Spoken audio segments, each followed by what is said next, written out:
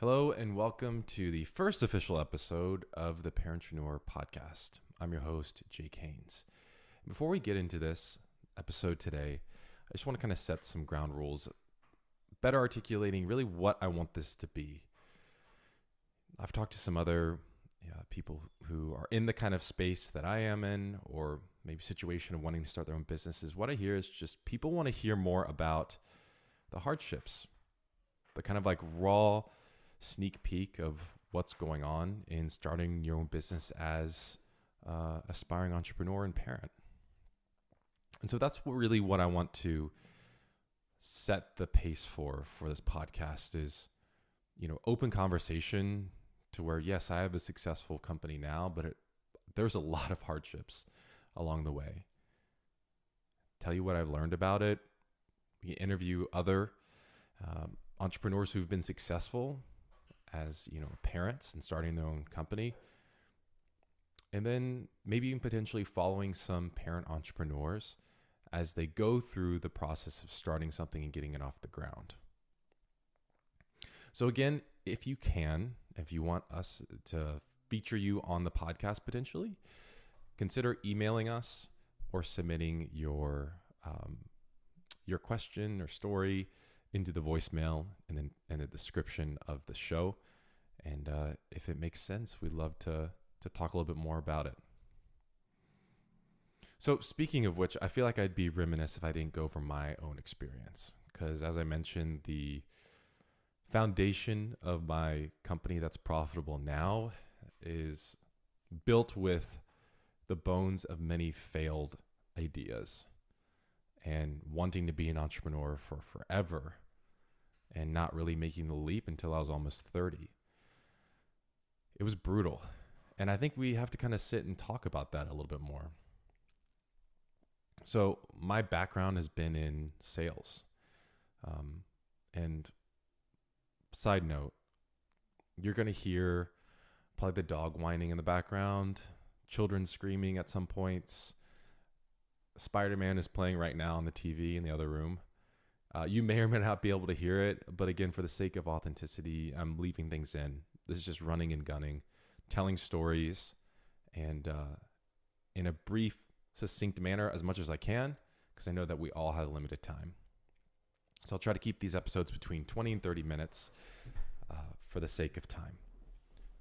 So again, my background has been in sales. I begrudgingly was kind of forced into sales. I got my MBA. It was paid for by the university that I worked for. And so I took the opportunity, but it didn't really help me get a job, ironically enough. I was looking for a job at a point in 2015 when the job market was really oversaturated. It's not like what it is today. So finding the experience needed to get my first job was just this chicken or the egg situation.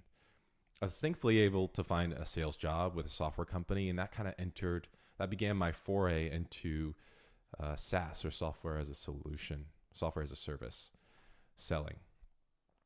And actually served me well. I found it grew me in a lot of ways because I hated it at first, and I found ways to enjoy it more. And then it became my superpower because I realized there's so many skeezy salespeople that if you have a genuine person who is articulate and actually cares about the customer, that can actually be to your benefit. All that to say, it's been tumultuous, to say the least. The past 4 or 5 years within the software space has been brutal. I mean, just like blood in the streets, brutal. Most of my friends have experienced multiple layoffs. I, for one, have experienced 4 layoffs in about 2.5 years with 3 kids for most of that time. And it was brutal. I will say the only little tip that I can give you all from learning about that whole experience is, I think one thing that I did do right, while it was completely brutal in the moment of interviewing and then, talking to people, getting excited, then getting disappointed to eventually find something, 6 to 8 weeks later, is that I was able to go from essentially frontline worker to VP of sales within like a year and a half, 2 years. And a big part of that is really because I had the layoffs. So, I mean, I started as a senior level account executive, was laid off. I can go into those stories one day if you guys actually want that. But for the time being, laid off as account executive, took another position, kind of created my own position as a manager position, which turned into a director position with another company. So I leveled up one there, helped the company grow, 8x over the course of a few years. That wasn't good enough. They shut everything down from our end, laid off all the employees on our side in what I managed. That led into another position as like a VP of sales role, but it was still kind of in the weeds, still selling with a very small company. But that title and that experience of what I was able to do there after getting laid off there led me into the next role with a little bit larger international startup as a VP of sales. And then there's a whole board dispute with the CEO and the new CEO, and it all just fell apart. And that company now just got sold last year. So again, as you can see, there's a level to it. And that was only because I intentionally knew my worth and was able to market myself well.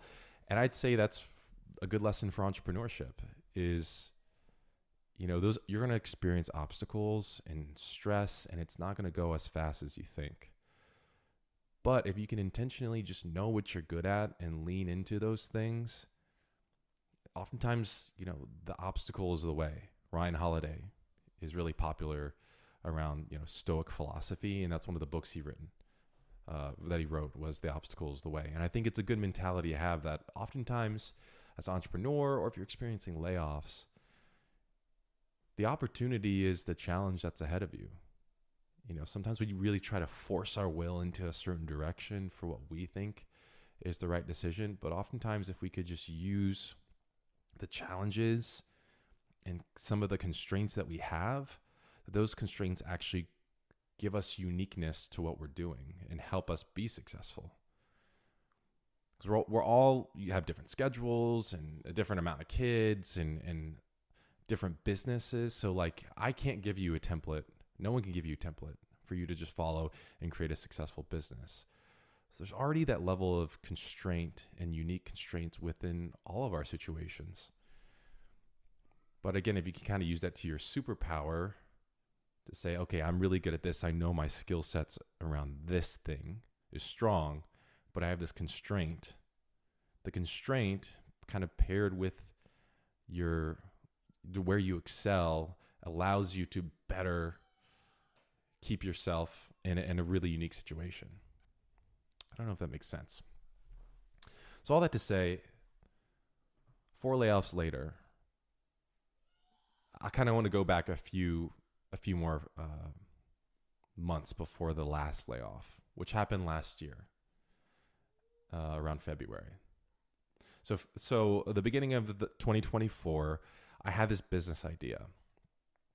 I saw, through the layoffs, speaking of the challenges kind of being the opportunities, I saw in the layoffs that as someone who was selling the software and building teams to sell the software, oftentimes these software companies had such a disconnection between what was built and what was actually being sold and kind of the market demand.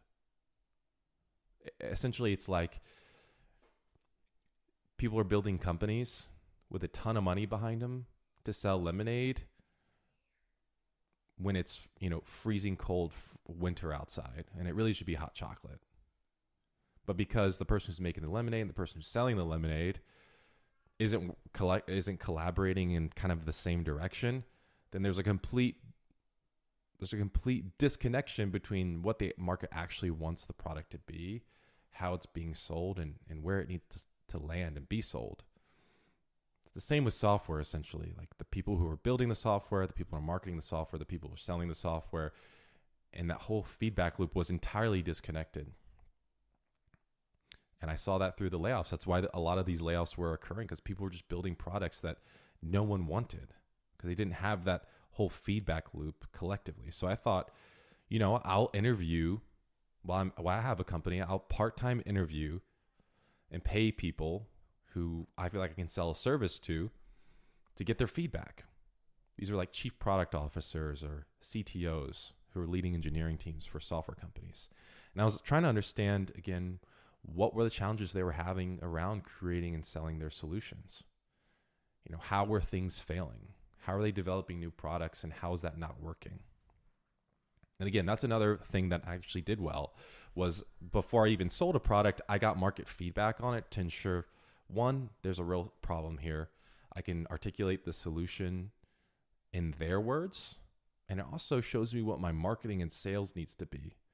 Because after all these interviews, I could talk to another CPO and say, hey, from other CPOs, other product officers, I hear that they have problems in launching products, and what they tell me is this, this, and this. And I can speak their language and tell them their problems, where they go, yeah, that's how I feel too. That is really beneficial for your sales, really beneficial for your marketing, for your landing page, to where you can really make the person feel understood that you're selling it to.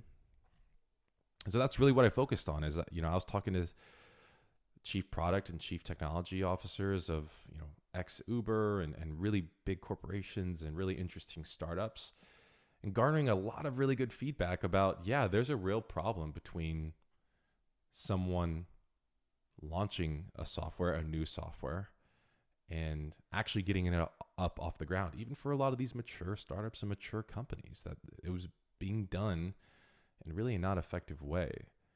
That feedback loop that I was talking about was really missing. So where was I going with that? I was going with that to essentially say, this again was happening while I had 3 kids, a full-time job, employees underneath me in that company. And I was also running these interviews on the side, these paid marketing interviews. And I can kind of talk about the paid marketing interviews that I use, because I still use that cadence today, and that still can generate opportunities and sales for you and get you market feedback. So it's a really good cadence that works, so that I'm happy to share with you if you're trying to launch a service or like B2B business. Story for another day. So again, I'm working full time. I have kids. I'm running these interviews, and I'm a Christian. So I was praying, God, I really feel like after having these interviews, I'm actually, my idea is heading in the right direction, and that there's a real need for this. But I don't want to quit my job and leave the employees that I hired at this company, and we're about to hit huge growth numbers. I don't want to leave now. And so I was literally praying, okay, God, like, make it really clear that you want me to pursue this business, and I'll go all in. That was Wednesday. And on Thursday, I got a text from our interim CEO at that company saying there's a huge board dispute and they can't come to a resolution. We can't raise funds, and we cannot pay anyone else. So we're probably going to be laying off most of the company. Complete shock. I just flew out to New York to meet the board and the investors a few weeks prior, and they literally left the conversation shaking my hand saying, we feel so much better about where the direction of the company is going. So I don't know what happened between 2 or 3 weeks, but they went from feeling like, yes, we want to continue investing in this company and we like where it's headed, to a huge dispute and lawsuits being filed against the CEO and the board, and running out of cash, literally just running out of cash. Oh, and by the way, this was when we were about to 10x in revenue. The biggest number that we had prior in regards to revenue, we were going to 10x that within March, and this was February. So that's when I get that text a day later. Hey, we're probably going to lay off most of the employees, most of the company. Stay tuned. They have more meetings, and they confirmed a day later, yep, we're going to lay off almost all the company. And then they eventually laid off the entire company. It was brutal. Be careful what you ask for, is what I'm saying, or pray for. I was on my own And I was either going to, there's one of two options that I had. I either could go back to what I've done prior, which is spend the next 6 to 8 weeks interviewing and trying to get people to hire me, or I could just figure it out over the next few months. This is embarrassing to admit, but I will admit it. You know, we probably had 15,000 in the bank, 15 grand in the bank, maybe 20,000 liquid cash. But we had a HELOC. So that's for those who don't know, that's an equity line of credit. And Dave Ramsey would go nuts. So I knew I had about like 45,000, 50,000 in that HELOC. And I said, you know what? We're going to cut down our expenses, and that should get me 6 months. And I'm going to take the next 6 months based off my savings and what I can pull out of the HELOC. And I am going to figure it out. And the HELOC was on a rental property. So I knew I've been at a really good position to where I have a rental property, very blessed. And ultimately we made enough money in equity that if we needed to, things got tough, we could still sell the rental property and make some money and pay off the loan.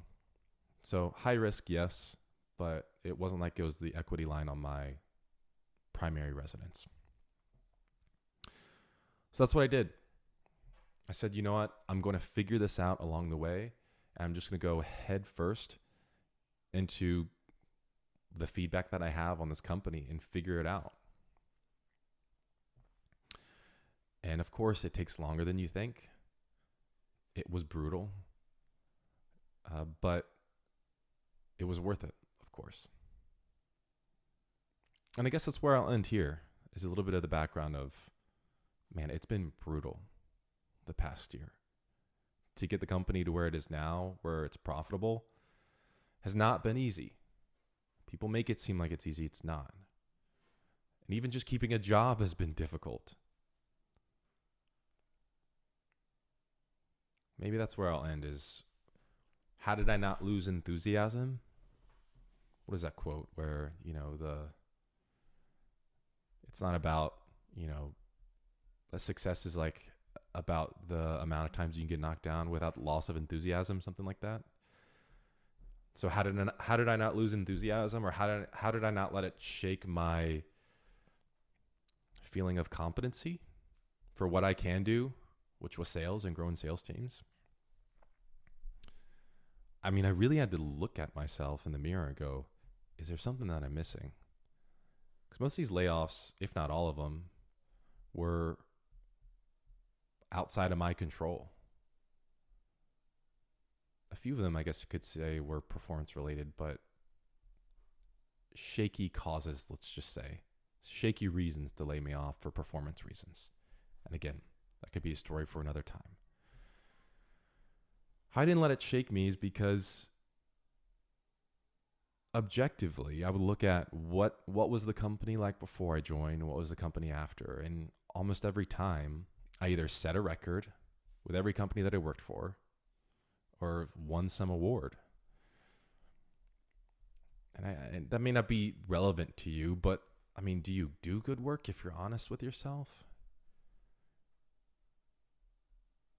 It sounds harsh, but like, if you really think about it, I mean, you know the answer. I knew the answer. Yeah, it was brutal, and my confidence definitely was shaken at some points in time in going after interview and interview and having 6 to 8 weeks between jobs, sometimes not without any severance. Yeah, there's times I was really sweating. But I knew I'd figure it out. And if I really looked at myself objectively in the stuff that I did at those companies, I set records, and people enjoyed working with me, under me, and alongside of me. They appreciated the work that I did. And so I knew deep down, and that's why I started my own company, was like, if I could just give something that's mine enough focus and attention, then I can figure this out. That the company can be successful. Because if I can come into a company and set records and revenue records and pipeline records and turn a company around within, under a year, then what if I had 3 years or 5 years or 10 or 20 years to develop something on my own? That's why I give myself 6 months. All right, you have 6 months of runway to figure it out. Here's the thing. If you're running a business, if you have 6 months of cash in the business for your runway, no matter what is happening in the business or what trials you experience, you can usually figure things out in 6 months. I knew that I could do the same as well. So